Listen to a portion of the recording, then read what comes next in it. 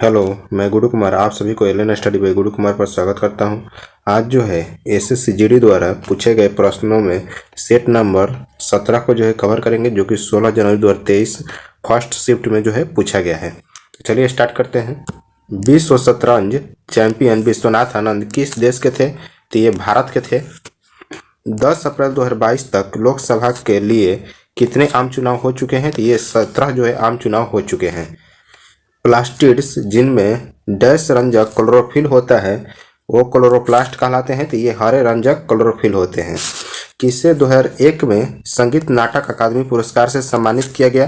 तो ये अलरमेल वली को जो है संगीत नाटक अकादमी पुरस्कार से जो है 2001 में सम्मानित किया गया।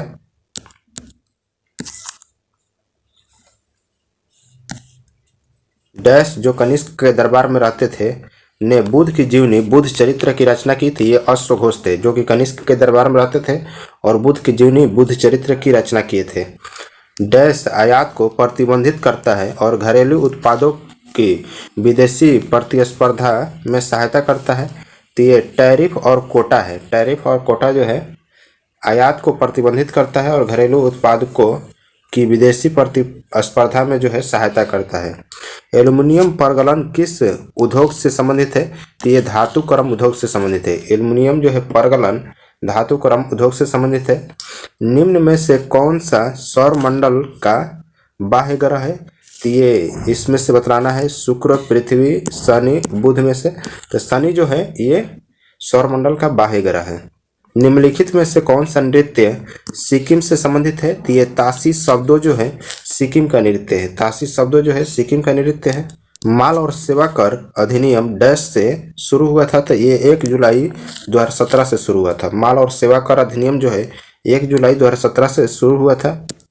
जब मेंडलीफ ने अपना काम शुरू किया तो कितने तत्व ज्ञात थे? तो ये 63 तत्व जो है ज्ञात था। उस समय जो है 63 तत्व ज्ञात थे। भारत का कौन सा पड़ोसी देश राष्ट्रमंडल खेलों का हिस्सा नहीं है?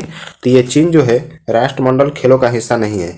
कौन सा फसल उत्सव मुख्य रूप से पश्चिम उड़ीसा के लोगों द्वारा मनाया जाता है? तो ये नुआखाई जो है पश्चिम उड़ीसा के लोगों के द्वारा मनाया जाता है। निम्नलिखित में से कौन सा तैराकी के खेल में इस्तेमाल किए जाने वाला एक स्ट्रोक है? तो ये बटरफ्लाई जो है तैराकी के खेल में इस्तेमाल किया जाता है। 1976 में 42वें संशोधन अधिनियम ने भारतीय संविधान में कौन सा नया भाग सम्मिलित किया? तो ये भाग 4A सम्मिलित हुआ। भाग 4 के क जो है सम्मिलित हुआ। किस राजनीतिक नेता ने नवंबर 2022 में उत्तर प्रदेश में गोकर्णनाथ निर्वाचन क्षेत्र में उपचुनाव जीता है? तो ये अमन गिरी जो है गोला गोकर्णनाथ निर्वाचन क्षेत्र में उपचुनाव जीते हैं। नवंबर 2022 में पश्चिम बंगाल के राज्यपाल के रूप में किसे नियुक्त किया गया है? तो ये सीबी आनंद बोस को नियुक्त किया गया है। सीबी आनंद बोस को जो है नियुक्त किया गया है। जलियांवाला बाग हत्याकांड 1919 में हुआ था। जलियांवाला बाग कहाँ स्थित है? तो ये पंजाब में स्थित है। जलियांवाला बाग जो है पंजाब में स्थित है।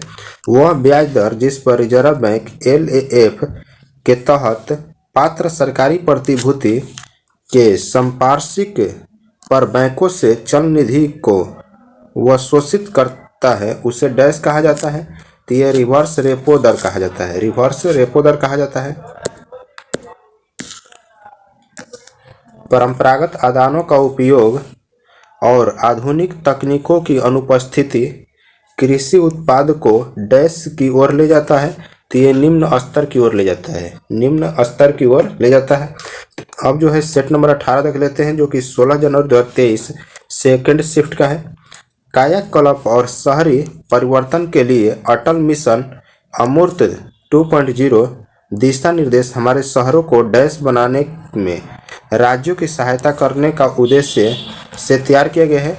तो ये जल सुरक्षित बनाने में राज्यों की सहायता करने के उद्देश्य से जो है तैयार किया गया है। भारतीय संविधान का कौन सा अनुच्छेद शोषण के विरुद्ध अधिकार से संबंधित है? तो ये अनुच्छेद जो है 23-24 है।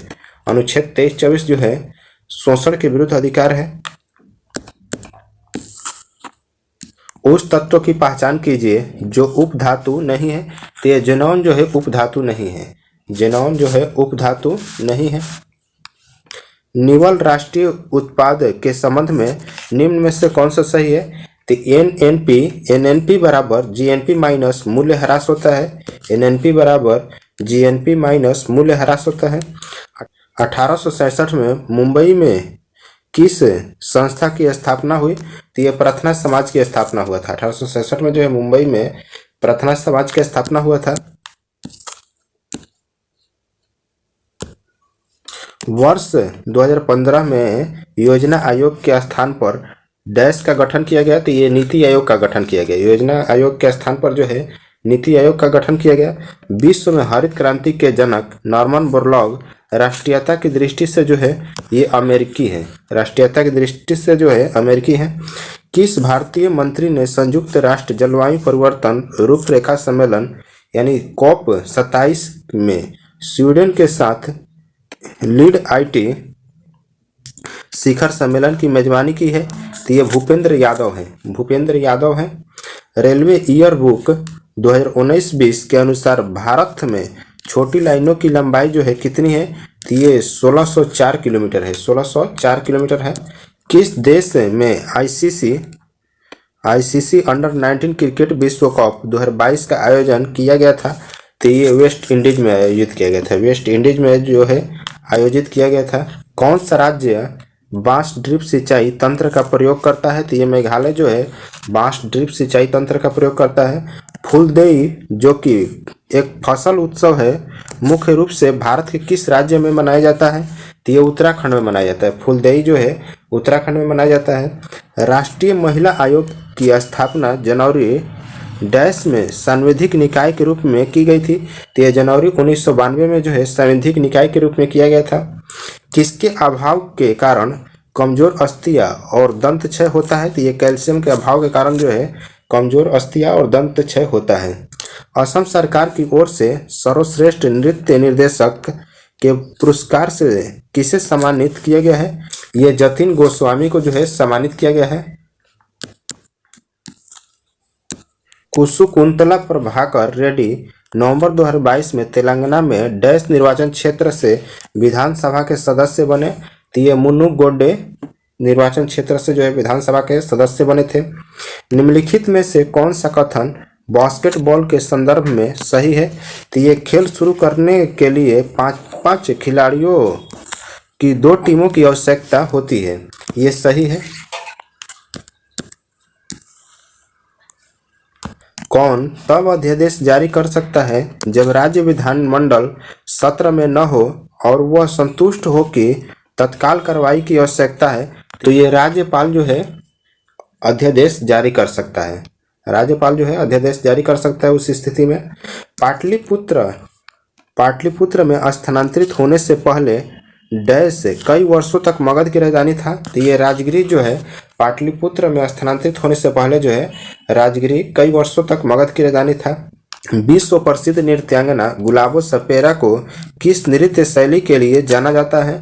तो ये कालबेलिया नृत्य शैली के लिए जाना जाता है। गुलाबो सपेरा को जो है कालबेलिया नृत्य शैली के लिए जाना जाता है। आज के लिए इतना ही। थैंक्स।